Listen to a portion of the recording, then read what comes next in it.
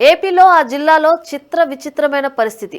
ఇక్కడికి కొందరు TDP YCP నేతలు పగలు తిట్టుకుంటారు, రాత్రుళ్ళు మందు విందులతో బిజీగా ఉంటారనేది బహిరంగ రహస్యం.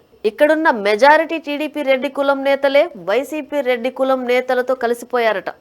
అప్పట్లో అధికార మదంతో టీడీపీ కార్యకర్తలను ఇబ్బందులు పెట్టిన వారే ఇప్పుడు కూడా టీడీపీ ఎమ్మెల్యేల ద్వారా, నాయకుల ద్వారా పరోక్షంగా ఇబ్బందులు పెడుతూనే ఉన్నారనేది తెలుగు తమ్ముళ్ల ఆరోపణ, ఆవేదన. అధికారం కోసం వైసీపీ రెడ్డి కులం వారు టీడీపీ రెడ్డి కులం వారితో కలిసిపోయారనేది అందరికీ తెలిసిన విషయమే. వైసీపీకి వ్యతిరేకంగా ఓట్లు వేసిన వారినే టీడీపీ నేతల ద్వారా వైసీపీ నేతలు ఇబ్బందులు పెడుతున్న విషయం సీఎం చంద్రబాబుకు మంత్రి లోకేష్ దృష్టికి తీసుకెళ్లారు. అయినా సరే వాళ్ళిద్దరూ ఈ విషయంలో ఎలాంటి చర్యలు తీసుకోలేదు. ఈ జిల్లాలో రెడ్డి కులానికి వ్యతిరేకంగా ఇతర కులం ఓటర్లు ఎన్నికల్లో టీడీపీకి మద్దతిచ్చి ఆ పార్టీ అభ్యర్థులను గెలిపించినా గతంలో పడినట్లుగానే ఇప్పుడు కూడా ఇబ్బందులు పడుతూనే ఉన్నారు. ఇక అసలు విషయం ఏమిటంటే టీడీపీ నేతల్లో ఎక్కువ మంది పగలు పార్టీలో ఉంటారు, రాత్రి వైసీపీ నేతలతో కలిసి పోతారట. వైసీపీ ప్రభుత్వంలో అధికారం చెలాయించిన ఆ పార్టీ ద్వితీయ శ్రేణులే ప్రస్తుతం టీడీపీలో చేరి టీడీపీ నేతలపైనే పెత్తనం చేస్తున్నారట. టీడీపీ మెజారిటీ ఎమ్మెల్యేలు కూడా వారికే పనులు చేస్తూ సీనియర్ టీడీపీ నేతలను అవమానిస్తున్నారట.